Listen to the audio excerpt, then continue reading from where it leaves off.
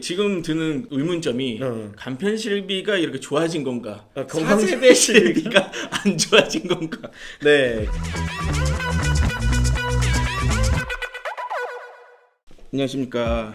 체험에스의 체험상담소의 MC 호승. 똑똑한 보험 오박사의 오세준 팀장입니다. 반갑습니다. 네, 오늘 준비한 내용은 간편 실비 vs 건강체 실비 이런 주제로 준비를 좀 해봤습니다. 요즘에 뭐 항상 vs 몇 대 몇 이런 거를 좋아하시는 분들이 많으신 것 같아가지고 실비도 한번 비교를 하는 걸로 한번 준비를 해봤습니다. 거의 가족 오락관이죠. 가족 오락관 몇 대 몇. 네. 간편 실비 대 4세대 실비. 호수님, 간편 실비라는 게 뭘까요? 보험 가입할 때 까다롭게 보잖아요. 그쵸. 간편 실비는 그렇게 까다롭지 않은 실비라고 생각하면 될까요? 네, 잘 얘기를 해주셨는데 보험 중에 어떻게 보면 가입이 가장 까다로운 게 실비라고 보시면 돼요. 이것저것 따지는 거 많고 건강 상태에서 왜 병원 다녀오셨어요? 이렇게 묻는 것도 많습니다. 그러다 보니까 병원을 좀 다녀오신 이력, 다치신 이력, 아프신 이력이 있다 보면은 실비 가입 안 되시는 분들이 꽤나 있어요. 그러면은 이분은 실비 없이 평생 살으셔야 되냐? 그건 또 아니다라는 거죠. 옛날에는 안 됐지만 지금은 된다. 그래서 간편 실비, 지난번에 간편보험 다룰 때도 한번 알아봤지만은 실비조차도 간편하다. 무엇이? 가입할 때. 그래서 그것에 대해서 한번 얘기해 볼 건데, 이 간편한 거는 아무래도 가입 조건이 되겠죠. 이 간편 실비의 특징을 한번 간단하게 살펴보겠습니다. 간편 실비는 3, 2, 5에 해당이 없으면 심사를 받아볼 수 있어요. 3이 뭐죠? 3은 3개월 이내에 병원에 다녀온 이력 사항이 있느냐, 치료, 뭐 약을 받은 적이 있냐 이런 것들을 묻는 거고요. 2년은 2년 이내에 입원 또는 수술 이력이 있느냐, 그리고 마지막 5는 5년 이내에 중대한 질환들, 암이라든지 뇌졸중, 뭐 이제 신부전 뭐 이런 것들이 있죠. 그러한 것들이 걸린 적이 있느냐를 물어보는 겁니다.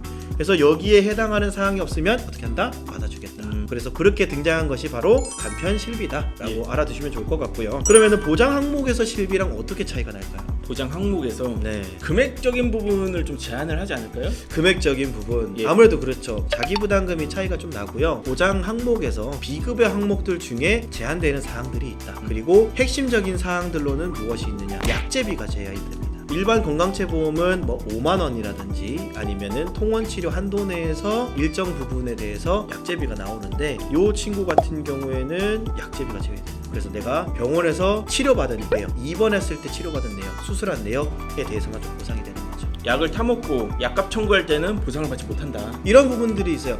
내가 건강한데 당뇨 때문에 가입 못하신 분들 계세요. 그런 분들이 이런 거를 가입을 하면은 당뇨 약에 대한 청구는 못하지만 다른 질병에 대한 수술, 입원, 그리고 통원 치료에 대한 부분들은 보장받을 수가 있는 거죠. 그래서 이러한 부분들이 특징적으로 있고요. 그리고 재가입 주기는 지금 4세대 실손 같은 경우에는 5년 주기로 재가입이 됩니다. 그런데 이 간편 실비 같은 경우 회사에 따라 좀 다르지만 1년 또는 3년마다 재가입을 하는 상품들이 있고요. 언제든지 금액 올리겠어 라는 그렇죠. 강력한 의지가 보이네요. 그렇죠. 이제 우리 집 계약할 때도 3년마다 5년마다 재계약할 건지 1년마다 재계약할 건지 이거에 따라서 집주인의 의도가 보인다 라고 할 수 있는 것처럼, 이것도 1년마다 재계약할 건지 3년마다 재계약할 건지에 따라서 이 갱신율이 어떻게 보면 보이는 거죠. 그리고 건강체 대비했을 때 당연히 보험료가 비싸죠. 비쌉니다. 간편의 대가는 늘 금액으로. 그쵸. 이제 돈으로 혼내주겠어 약간 이런 느낌처럼 너무 혼내. 너무 혼냅니다.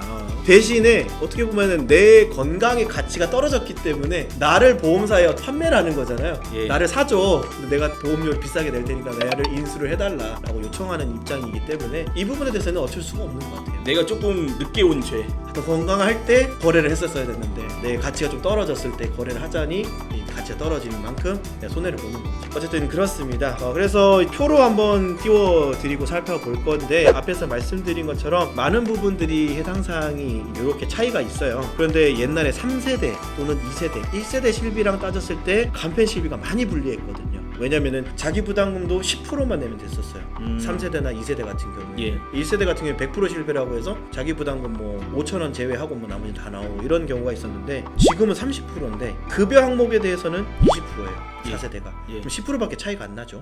그리고 비급여 항목에 대해서는 30% 똑같습니다. 그리고 통원비 한도 내에서도 보면은 유병자 실비도 통원 한도가 20만 원 가입이 가능해요. 근데 4세대 실비도 20만 원 한도거든요. 그러면 여기서 뭐 차이가 나는 건 약제비 청구할 때. 그렇게 4세대 실비랑 큰 차이가 없네요. 큰 차이가 없어요. 그러니까 옛날에 3세대, 2세대랑 비교했을 때 간편 실비 이 쓸모 있는 게 맞나? 그리고 고객님들이 돈은 많이 나가는데 이게 자기 부담 30%? 근데 지금은 10%밖에 차이가 안 나? 괜찮은데? 이렇게 될 수 수 있는 거죠. 그러니까 지금은 건강한 사람과 이제 건강하지 않은 사람이 큰 차이가 많이 없다. 근데 보험료에서 차이가 나니까 그 부분에 대해서는 뒤에서 좀 차이를 좀 많이 느끼실 텐데, 어쨌든 이런 전체적으로 이제 좀 따져봤을 때 제가 실제로 표를 놓고 비교를 해보니까 생각보다 많이 불리하진 않다. 그래서 아프신 분들도 이거 들어놓으면 혜택 좀 많이 보실 수 있을 것 같다라는 생각이 듭니다. 물론 여기에 큰 차이가 발생하는 거는 이제 비급여 특약이라고 해서 3대 비급여, 뭐 도수치료, MRI, 그리고 비급여 주사, 뭐 충격파 치료, 이런 것들에 대한 부분은 특약으로 들어가기 때문에 이런 건 다 빠져 있어요. 그래서 그러한 부분들에 있어서 불리한 점은 있지만, 내가 큰 수술해서 입원 치료를 할 때 급여 비급여 해서 토탈로 이렇게 받는 병원비에서는 충분히 자기부담금 제외하고 뭐 보상받고 하는 것들은 가능하다라는 거, 그 부분들이 좀 차이가 있습니다. 제가 이거를 살펴보면서 간편 실비가 많이 좋아졌다라고 생각이 들었어요. 지금 드는 의문점이 간편 실비가 이렇게 좋아진 건가? 건강 4세대 실비가 안 좋아진 건가? 이따 보험료를 보면 아시겠지만 4세 실비가 원체 저렴해지고 할증 제도가 생겼다라고 하지만 병원을 안 가시는 분들은 내가 굳이 부담해야 되는 할증이 없어진 거나 마찬가지거든요. 그러니까 내가 청구를 많이 하는 거에 따라서 할증을 받는 거기 때문에 이 부분에 있어서는 유불리가 존재한다. 그러니까 공정해졌다라고 볼 수 있겠죠. 조금 더 공정의 길로 나아갔다. 그런 걸 봤을 때 간편 실비도 애초에 만들어질 때 좀 공정하게 만들어지지 않았나 생각이 듭니다.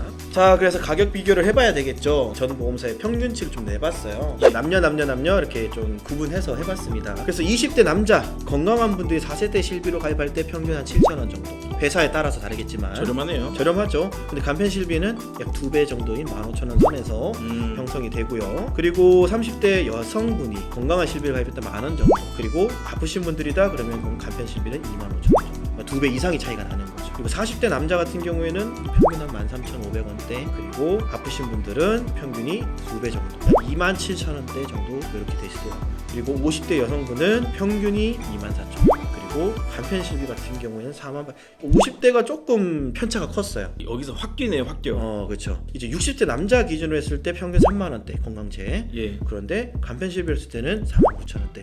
오히려 20대 남자는 2배 가까이 차이가 났는데 여기서 보면은 2배 차이가 안 나죠. 예. 그래서 이런 부분에서 조금 어떤 보험 회사에 이런 보험료를 계산하는데 뭐 차이가 있었겠구나, 변수가 있었겠구나. 아마 이 나이대에는 건강하든 안 건강하든 무조건 병원을 좀 많이 가는 시기다.